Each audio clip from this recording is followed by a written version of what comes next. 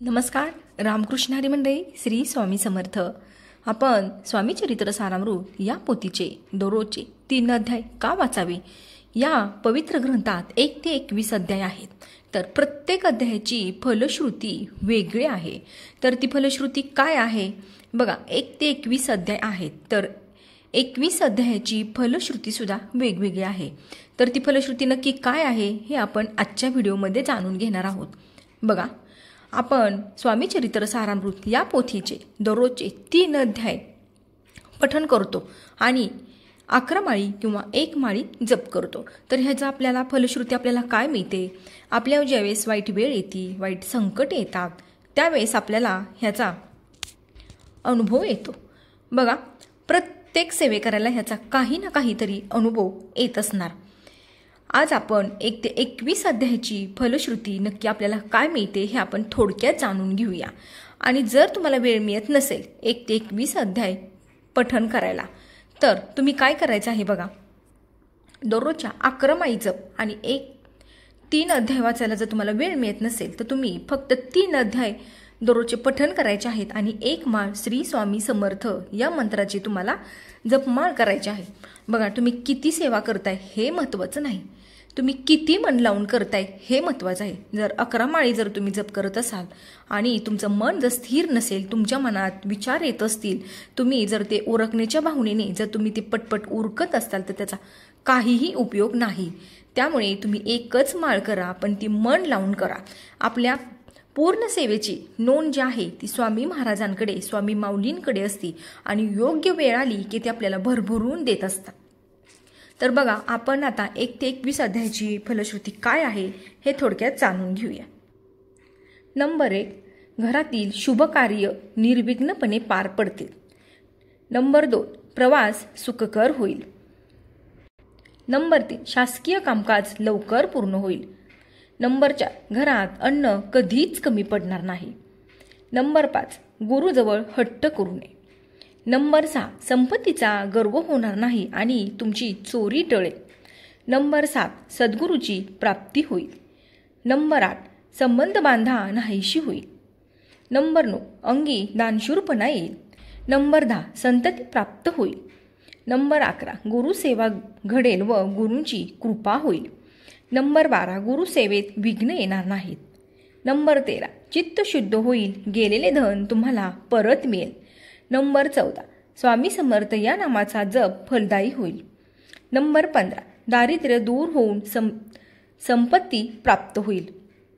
Number 16, गुरुवर पूर्ण श्रद्धा ठेवून गुरुसेवा करावी, याने तुमच्या व्यवसायात प्रगती होईल. नंबर 17, गुरुभक्ती उत्तम होईल, गुरुकृपा होईल. नंबर 18, लहान वयातच मनुष्य सन्मार्गाला लागेल. नंबर 19, योगाभ्यासात प्रगती होईल. नंबर 20, धर्मभेद भाव दूर होतील, अध्यात्म ज्ञान प्राप्त होईल, मार्गदर्शन मिळेल. आणि नंबर 21, प्रत्येक संकटातून तुमची सुटका होईल. जर तुम्हाला वाटत असेल ना की आपल्या जीवनात स्वामी सेवेने खरोखरच बदल घडवून आणायचे असतील, तर बघा, ही सेवा तुम्हाला दररोज करायची आहे. स्वामी चरित्र सारामृतात दररोजचे 3 अध्याय पठण करायचे आहेत आणि 11 माळी जप करायचा आहे. जर 11 माळी जप करणे तुम्हाला शक्य नसेल तर 1 तरी माळ नक्की करावी. त्याचबरोबर दररोज श्रीसुक्ताचे पठण करावे. आता बघा, श्रीसुक्त का म्हणावे? लक्ष्मी प्राप्तीसाठी आणि प्राप्त लक्ष्मी स्थिर होण्यासाठी आपल्याला लक्ष्मी मातेची उपासना सेवा करायची असते. त्यासाठी श्रीसुक्त आपल्याला म्हणायचं आहे. दररोज तुम्हाला स्वामी चरित्र सारामृत पठण करताना ज्यावेळेस तुमचं वाचन पूर्ण होईल त्यावेळेस तुम्हाला श्रीसुक्ताचा सुद्धा 1 पाठ करायचा आहे. बघा, ही सुद्धा सेवा खूप प्रभावी आहे. आणि दररोज रात्री तुम्हाला कालभैरव अष्टकांचा 11 वेळा पाठ करायचा आहे. ही सेवा नित्य केल्यास तुमची पत्रिका नशीब कितीही खराब असू द्या, स्वामी तुमच्या प्रत्येक स्वप्नांची पूर्तता करणार.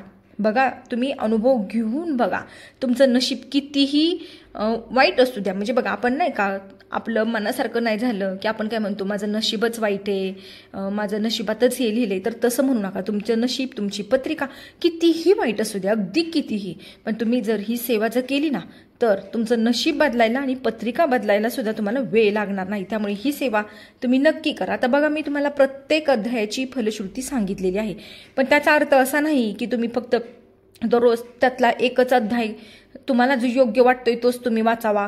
म्हणजे तुम्हाला फलश्रुतीनुसार जर तुम्ही अध्याय वाचायला घेतला तर त्याचा काहीही उपयोग होणार नाही. म्हणजेच काय, तर आपल्या गुरुमाऊलींनी सांगितलं आहे की दररोज नित्यनियमाने तुम्हाला 3 अध्याय वाचायचे आहेत. दररोज तुम्ही एकच अध्याय, जर दररोज एकच अध्याय, उदाहरणार्थ जर तुम्ही अध्याय पहिला, जर तुम्ही 12 महिने पहिलाच अध्याय वाचला तर तुम्हाला ह्याची फलश्रुती मिळणार नाही.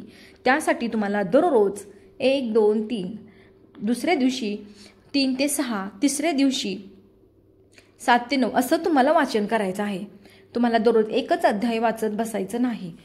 तुम्ही जर दररोजची ही सेवा जर चालू केली तर तुमच्या जीवनातील ज्या कोणत्या समस्या आहेत, अडचणी आहेत, जी कोणती तुमची संकटे आहेत, तुमचे पैशाचे प्रॉब्लेम आहेत, किंवा तुम्हाला नवीन घर बांधायचं आहे, तुम्हाला संततीसाठी प्रॉब्लेम आहेत, तुमचे जे कोणते प्रॉब्लेम आहेत ते स्वामी महाराज लवकरच दूर करणार आहेत. बघा, ही सेवा करण्यासाठी तुम्हाला 1ही रुपया खर्च होणार नाही.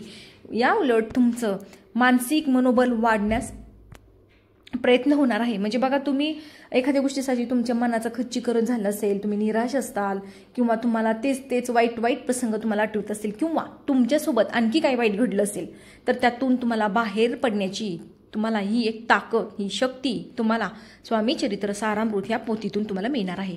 त्यामुळे तुम्ही दररोज 1 ते 3 अध्यायाचं पठण करा, श्री स्वामी समर्थ या मंत्राचा जप करा, आणि श्री सूक्ताचा सुद्धा एक पाठ नक्की करा.